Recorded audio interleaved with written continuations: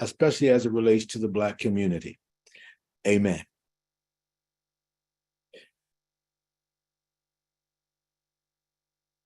Now, I'm going to say that today, I might mess up some sermons, some songs, and sacred cows that you have. And that's okay, because I'm going to be biblical, and you'll get to measure out things that you have thought about or think about and align them with the Word of God. And if everything is in order, then it's a review. If things are out of order, then do your due diligence and check these things out. But I'm going to allow time at the end of our service today if there are some questions and responses for some of the things that have been presented. I haven't received anything online as of yet through email or text, but I'll be here afterwards today if there are some questions. Now, we've been asking the question, basically, who is Israel? Israel is anyone who, by grace through faith in Yeshua, joins the Assembled Congregation of Yahweh, which is also known as the body of Messiah or body of Christ. This is part 4 in our Everyday Apologetics series. And again, we're taking an honest look at Hebrew Israelism to answer the question, who is Israel?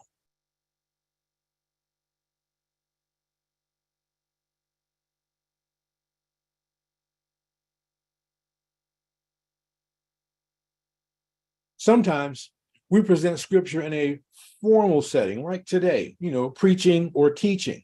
Other times, the setting is informal, like during a meal or responding to a question or simply sharing some wise counsel. When we do this, we're actually sharing doctrine, reproof, correction, and righteous training. And regardless of the setting, we either multiply truth or we multiply error.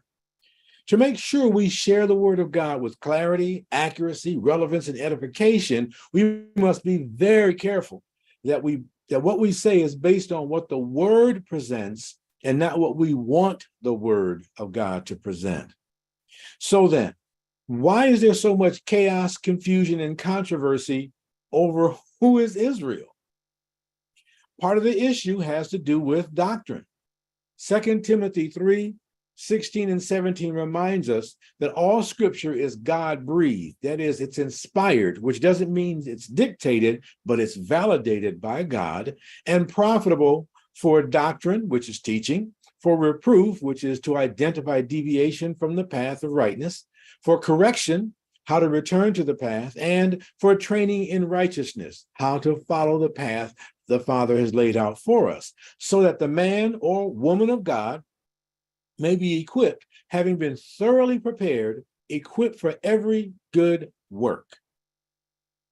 Since doctrine or teaching is the issue, I need to mention that there are 4 types of doctrine, at least. The first one I refer to as scriptural doctrine. This is doctrine the Bible presents clearly. We demonstrate love for Yahweh by walking in alignment with his instructions, directions, and wisdom. For example, honor your parents. Don't murder. Honor marriage. Straightforward, the Bible clearly presents what that is and what those things look like. Second type of doctrine is traditional doctrine. This is doctrine that uses the Bible but focuses on ways to put it into a pattern of practice. Roman Catholicism prepared the way for much of the traditional doctrine used by Catholics and Protestants and Reformed denominations today. So it's not all bad, but you need to compare it all with Scripture. A third type is denominational doctrine. This doctrine also uses the Bible and some tradition, but its practices are determined by its groups or denominations' theology. Whether you are Baptist, you believe in baptizing holy immersion. If you are charismatic, you believe in speaking in tongues. If you are Reformed, you don't believe in the dispensations. So they're just different things that each group or denomination tends to believe. And lastly, there is the individual or personal doctrine. This is doctrine which may also use the Bible as well as extra biblical content to prove their doctrinal points.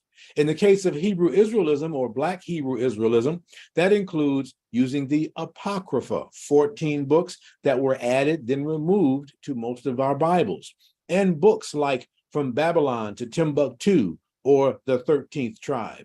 Again, extra biblical sources that they use to prove their points. I need to mention there are three confusing doctrines regarding who can be saved or things surrounding that. One is that ethnic-born Israelites are the only ones who can be saved. A second one is no Edomites can be saved. We'll define those in a bit. And thirdly, the original Hebrews and Israelites were Black. And we know that based on Deuteronomy 28, so they teach. These three things have brought a lot of confusion into the world of the church. We'll start with the ethnic-born Israel-only salvation doctrine. It's the teaching that only certain Blacks, Native Americans, and Hispanics are the true Israelites and are the only ones Yeshua died for and can be saved. This is inaccurate, it's in error, and it creates confusion and division in the Assembly of Yahweh, which is also known as the body of Messiah. I'm going to let scripture speak on this, starting with Romans chapter 3, verses 28 through 30, which reads, "Therefore we conclude that a man is justified by faith apart from the deeds of the law. Or is he the God of the Jews only? Is he not also the God of the Gentiles?" Scripture answers it. It says, yes, of the Gentiles also. That is, of the non-Jews, since there is one God who will justify the circumcised by faith and the uncircumcised through faith. Scripture continues in Romans chapter 9, verses 6 through 8. "For they are not all Israel who are descended ethnically from Israel, nor are they all children because they're Abraham's seed, but through Isaac your seed will be named. That is, the children of the flesh are not the children of God, but the children of the promise are considered as the seed." And if you read through Galatians chapter 3, verse 16, and then 26 through 29, I'll sum it up by saying it tells us that Abraham's seed, not seeds, plural, but seed, is Messiah Yeshua. And we're sons of God through faith in Messiah Yeshua. There is neither Jew nor Greek, slave nor free man, male or female, meaning there's no difference ethnically, life stage, or gender as it relates to being in the Messiah. Second doctrine that poses problems is no Edomites can be saved. This is the teaching that white people are Edomites, that God hates them and they cannot be saved. This is inaccurate, it's in error, and it creates confusion and division in Messiah's body. Now, often these groups, and I've heard several different camps mention this, they present that white men are typically hairy, and you can see the red blood under their skin because it's so fair. And you can see their redness more easily than Blacks, Hispanics, and Native people. And then they often will present Genesis 25:25 as a proof text. And the first, speaking of the first child of a set of twins, came forth red all over like a hairy garment, and they named him Esau. And we know that Esau was the beginning of the family line known as the Edomites. So they'll say, and so see, he's white. They may ask a question of you, does God love all people? Be careful. This is a bait question because they want you to say yes. And you really should, but they've got something for you. Most of us as believers would say yes. And then we will quote, "For God so loved the world that he gave his one and only son, that whoever believes in him would not perish, but have eternal life." And then they say, "Gotcha." They say, "No, he doesn't. He doesn't love everyone." And they would follow up by a portion of Malachi chapter 1, verses 2 and 3, where it reads, "I have Jacob I have loved, but Esau I have hated. Then they would go on to tell you how much God really hates Esau, and he hates them to this day. That's why they can't be saved. But my brothers and my sisters, you see, when we read our Bible from cover to cover, we get a lot of answers that some people apparently miss along the way. Yahweh really does love the world, including Edomites, or he wouldn't have said this in Deuteronomy 22, verses 7 and 8. It reads, do not despise an Edomite because he is your brother.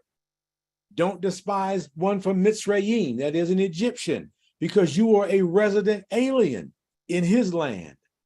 The children born to Edomites and those from Egypt in the third generation may enter Yahweh's assembly. That 3 generations was thousands of years ago. So God does not hate the Edomites. They can come in and be a part of the salvation provided through his son, Yeshua. Now, this is just me because I like to have a little fun. And so if I were having a conversation with someone who had presented to me about Esau being white, and I said, then if Esau is declared a white man because he's described as being ruddy and red at birth, then you know what? That makes King David a white man. You're wondering, how is that? Because he's described the same way. In 1 Samuel chapter 16, verse 12, so Jesse, David's father, sent and brought him in. Speaking of David, he was ruddy or red with beautiful eyes and a handsome appearance. And Yahweh said to Samuel, who was there, arise, anoint him, for this is he who would become the next king of Israel. So if Esau is a white man because he was red, then that would make David a white man, King David a white man because he was also red. And by the way, let me see, that would make the family line he came from, Judah, white. The Bible teaches whoever calls on Yahweh, regardless of tribe, tongue, or nation, shall be saved. No restrictions. The third thing that's posing some problems as a doctrine is that the original Hebrews were Black. The teaching that the original descendants of Israel can be identified, again, can be identified by the curses in Deuteronomy 28 is inaccurate and in error and creates confusion and division in Messiah's body. Let me say something along with that.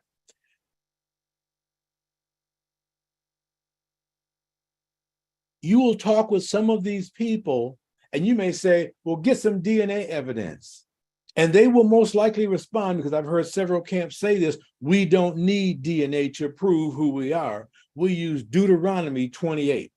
I want to emphasize this to you. They will go right back to Deuteronomy 28. I can tell you with great authority from God on high, Deuteronomy 28 is not designed to identify any ethnic group of people. It was a set of instructions and commands to the people of God who were some direct descendants of Israel, some mixed descendants of Israel, and some non-descendants of Israel who all became a part of the nation of Israel before God, his kingdom of priests, because they listened to his voice and they kept his covenant. That is who Israel is.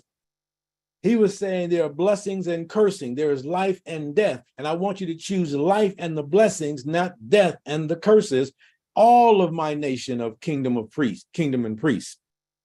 But these people have at least 3 key verses that they will present to you from Deuteronomy 28, verse 54. If you're not careful to do all the words of this law, referring to Yahweh's commands, which are written in this book, to fear his glorious and fearsome name, Yahweh your God, verse 64, will scatter you among all peoples from one end of the earth to the other end of the earth. And there you shall serve other gods, wood and stone, which you or your fathers have not known.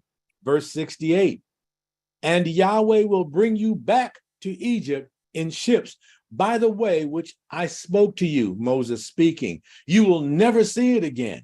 And there you will offer yourselves for sale to your enemies as male and female slaves, but there will be no buyer. There's some issues with this teaching. Number one, Mitzrayim, the proper name for what we know as Egypt, is not a metaphor, but it's a literal and the real place, which is south of the land of Israel. Two, it says, return to Egypt. In the transatlantic slave trade, going to the Americas is not returning to any place they had ever been before for those people who went there. My question would be, why don't you mention about the millions of Africans enslaved by fellow Africans in America? Why don't you mention about the 12 to 15 million Africans that were taken and enslaved by Arabs, taken out of Africa from the 8th to the 20th, yes, 20th century. That's right. Wasn't that long ago that they just stopped that part of the Arabian or Ottoman slave trade.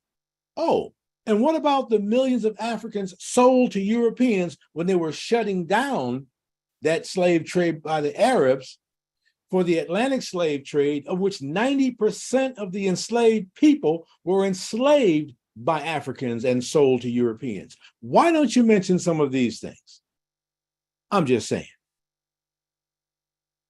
Another reason for the chaos, confusion, and controversy has to do with some traditional individual doctrines that are not salvation issues, but many think they are. And this creates confusion and division in Messiah's body. Now, here's a disclaimer I must give you.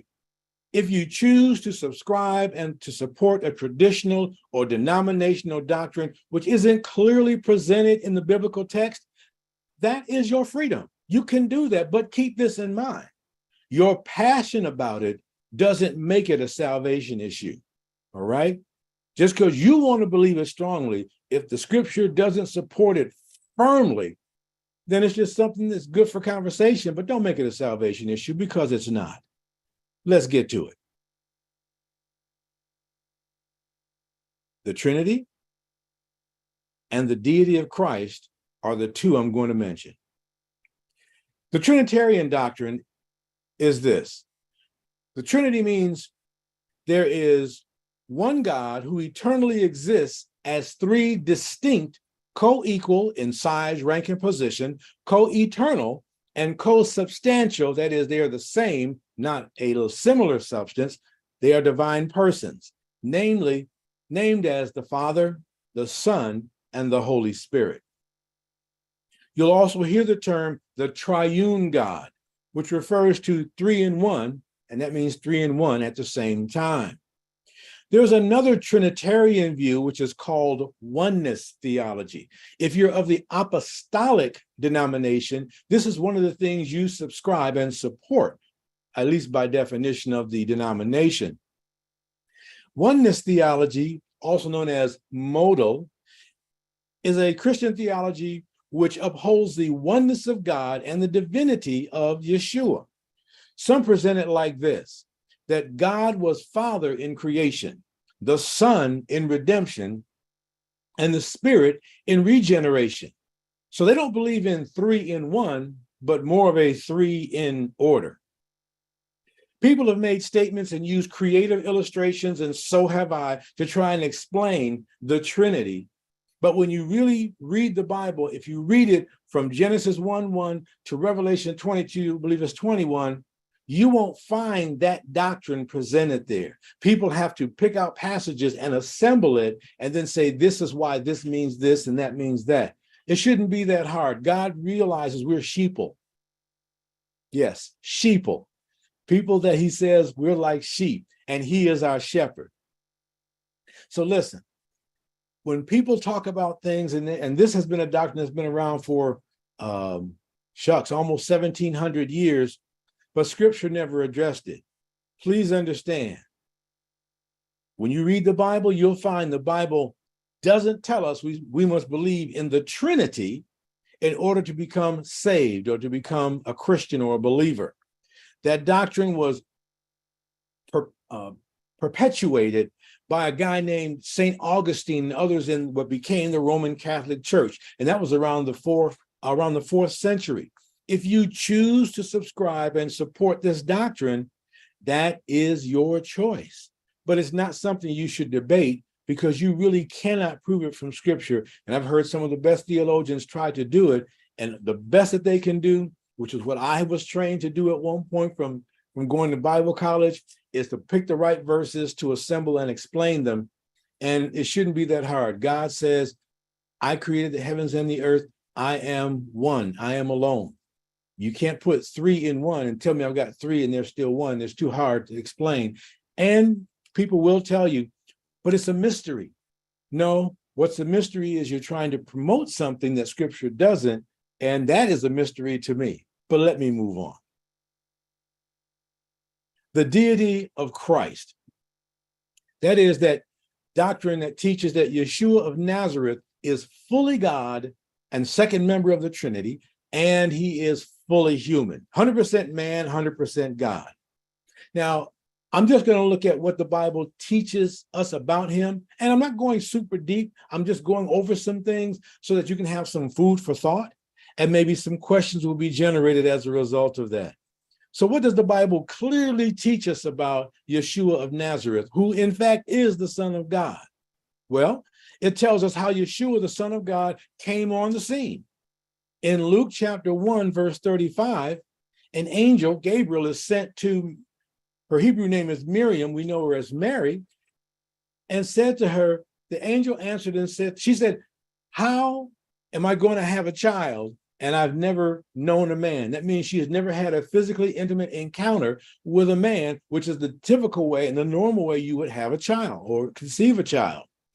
Gabriel told her, the Holy Spirit will come upon you, and the power of the Most High will overshadow you. And for that reason, the Holy Child shall be called the Son of God. I want to tell you this right now. We're saying the God who made the first human being from the dust of the earth, and from that human being took from his side and built a woman. It is that same power and creativity that overshadowed Mary and caused her to get the additional 23 chromosomes that were going to be needed for the 23 pairs for her to have a child. That's right. God didn't interrupt biology, but he used it and he superseded it. But this is how Yeshua was born.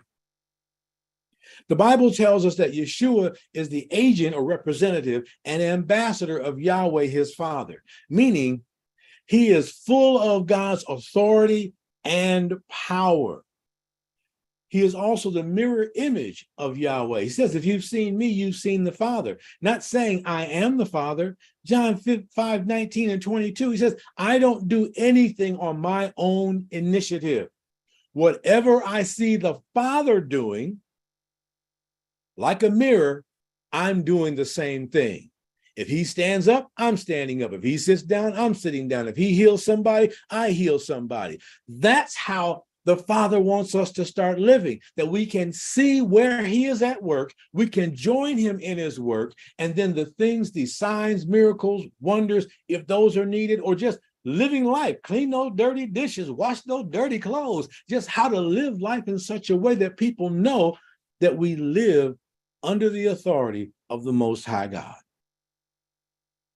Yeshua was able to perform the actions that he did because Yahweh, according to Acts 10:38, Yahweh was with him. He was anointed by the Spirit of God, and Yahweh was with him. And if he is with us, we too can do good, and we can help people get free from being oppressed by the devil. If you read all the way from Genesis to Revelation, you'll find that the Bible doesn't tell us we must believe in the deity of Yeshua the Messiah, or that he is the God-man. It doesn't tell us we have to believe that, but it tells us we have to believe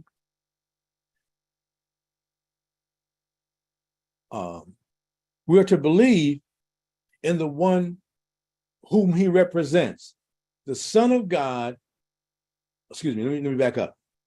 What we're to believe is in the Son of God that Yahweh told us to trust in for eternal life. He told Israel at one point, trust Moses. Now he's telling us, trust Messiah Yeshua of Nazareth. That is my son.